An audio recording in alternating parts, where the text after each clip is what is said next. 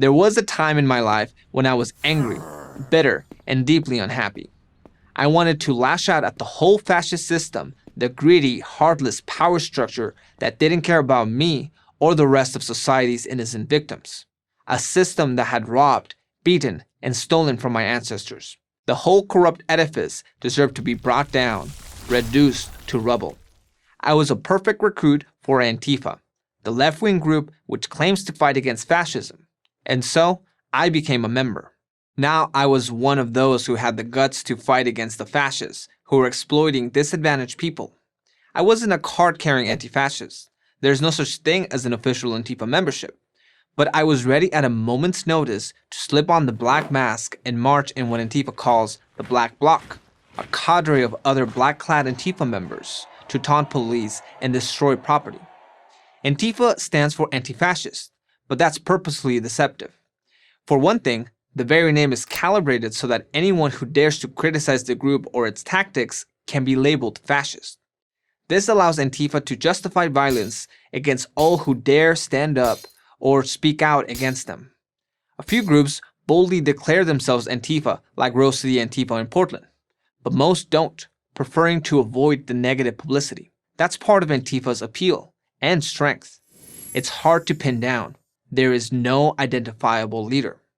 To be part of Antifa, you must adopt two basic principles. First, you have to have the mentality of an anti-fascist, and second, you must be willing to enforce that mentality. To adopt an anti-fascist mentality means to reject everything that is fascism. But that begs the question, what is fascism? While most Americans associate fascism with Nazi Germany or modern dictatorial states like Venezuela, China, and North Korea, to Antifa, fascism means Judeo-Christian values and capitalism. As an Antifa group said on its Twitter account in 2018, the fight against fascism is only won when the capitalist system is smashed. And they mean smashed. Breaking windows, tearing down statues, throwing Molotov cocktails, looting and burning businesses, and harassing and physically assaulting people. We saw it all in the summer of 2020 in Portland, Seattle, Minneapolis, and other cities. Antifa is not solely responsible for all left-wing political violence. Not every attack by left-wing radicals is an Antifa attack. But Antifa exemplifies the worst of this dangerous ideology, which is becoming bolder and more prevalent in American society. Joining Antifa was the worst decision of my life. How did I get out of it? Like anyone who gets out of something bad, I encountered something good. The very system that I had sought to destroy, friends, people who turned out to be my real friends, pointed me to challenging thinkers like Milton Friedman, Thomas Sowell, and Ben Shapiro, and eventually organizations like the Leadership Institute and PragerU. What they said just made sense and offered me a better way to live. Antifa and the radical left did not care about building a better society. They cared about control. They could only offer me more anger, bitterness, and unhappiness. I always expected to keep my past a secret.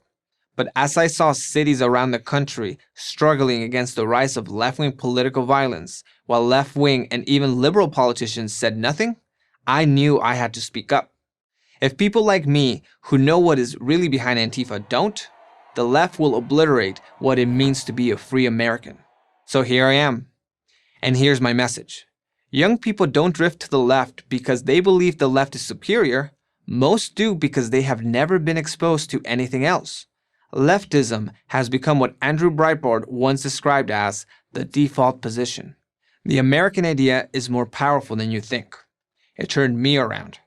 It can turn others around too.